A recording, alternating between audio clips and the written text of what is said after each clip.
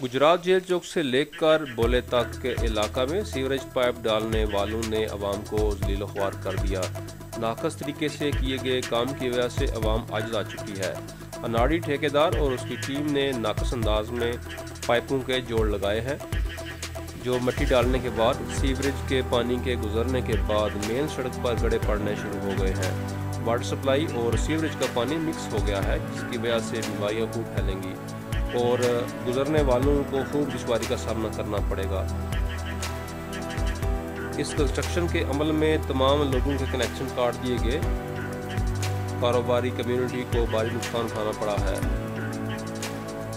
Business community ने इंतज़ामिया से notice लेने की अपील की है कि इस सारे काम की इंक्वायरी की जाए और अनाड़ी ठेकेदार के खिलाफ कानूनी कार्रवाई की जाए या फिर तमाम मामलात को दुरुस्त किया जाए ताकि अवाम को रिलीफ मिल सके। रिपोर्ट सैयद तारिक हुसैन शाह, गुजरात।